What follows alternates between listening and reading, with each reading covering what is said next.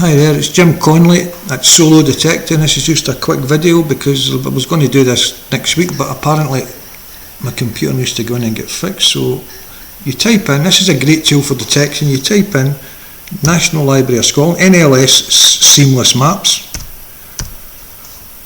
type that in, this comes up. I hope the cursor's working this time. Click that up, this is what happens, you get Great Britain, kill that, go into Scotland, choose your county, well in this case it's Lanarkshire,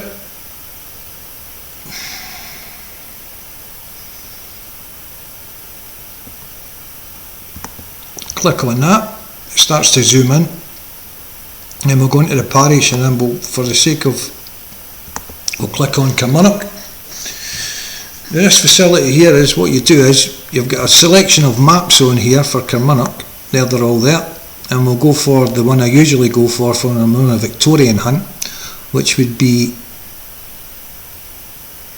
6-inch 1843-1882. So then you start scrolling in. This button down here on the left, you can scroll out. So if I want to see a farm that used to be there, there's Moorside Farm, no longer there anymore. This is an overlay straight on, all the roads all match up where they used to be, and you can see there's a track, a well.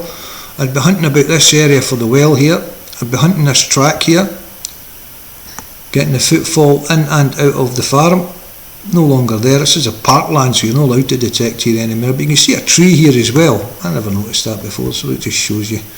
You look at these maps once, but usually sometimes you find there's a tree in a particular place for a particular reason, and sometimes there's been a lot of hoards found in England using this because there was a building there and they didn't want the farmer or somebody ploughing it for them to hit it, so they let the tree grow and they would say plough around the tree. So that's sometimes a good habitation area to detect about. Down here, further down, you get a nice waterfall. The Victorians loved these. I mean, they didn't have any TV, so they either sat at a waterfall or a nice beauty spot watching a steam engine going by. But unfortunately, you'll find a lot of trash about here, but you just dig it out and you just work your way through it, that's all.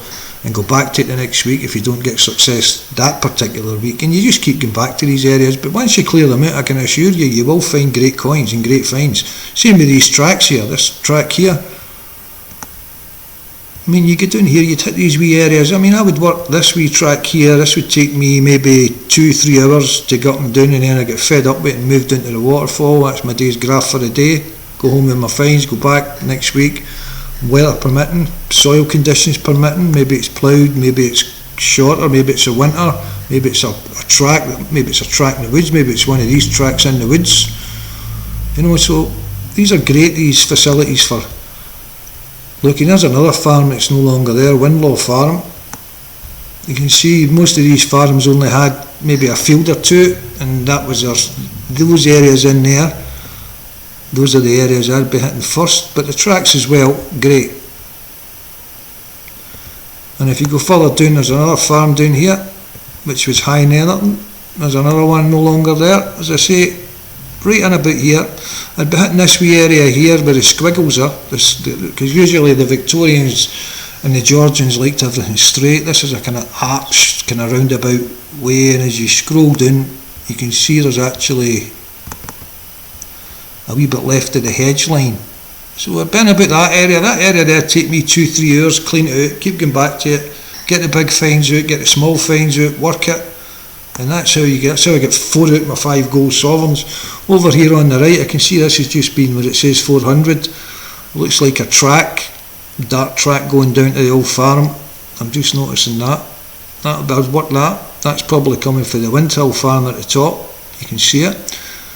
Let's go right down to that farm. I'll be working that as well. As I say, these wee... So anyway, going back, so if you wanted another map, say you were hunting in... you can do this for the... some of these better maps like the 1888, 1913, they're giving you a wee bit more detail, so they're getting tracks. Usually you'll find a bit more detail and a bit more of the tracks in these, and it's the same. But if you can even go further back to the Roy maps, 1752, and sometimes these exact locations weren't too good, but what you find out is if there's a red building where you think there was a farm, then there's usually been a place of prominence, and that's the name of the farm. For instance, if I go back up to Kilmarnock here, and I go into Roy's map, there are the red dots, there's Kilmarnock, there's the red dots where that farm, your farm, the one we started with, was there. So you know you're going to be finding coins maybe 1550 to 1750 when this map was composed. As I say, these locations were rubbish, so, but it still gives you an idea that there was something there at that particular point in time. And this facility again, if you go down here and you click, you've also got the World War II maps, you've got the land utilisation maps. That's great for finding good soil on a particular site. If you were looking for in a vast area like Perthshire and it was a big area and you were looking for the good soil, then you would go into the land, well, this is what I would do, yeah, and then you see these purple areas here, they're marked, so you know usually when these are purple there's a farm. When there's a farm there's good soil, and that's the kind of areas I'd be hitting if I was looking for an area. But these World War II photographs are also great as well, because you can just bang right onto these and you can see what was there. There's the farm when it was there in 1944 or whatever it was. So you've got the tracks there, you scroll in, scroll out, see what's available for yourself to detect on. They're no longer there. You take a photograph on your phone, walk onto the ground, and you just work these tracks. And I can assure you, it's, rather than walking about all these areas here, you just walk right down the tracks. Go wandering if you feel you want to go wandering, but if you want to get some good coins on the day, and mark your time with a high percentage of coins with footfall areas, this wee tool here is a great facility. I'll go into Canmore maybe next time and I'll show you better what's going on with Canmore, but this was just to give you an idea of the different versions of maps that can actually help you come to a good find. Okay, and it's Jim Connolly, Solo Detecting, free to join, Facebook. Thanks very much.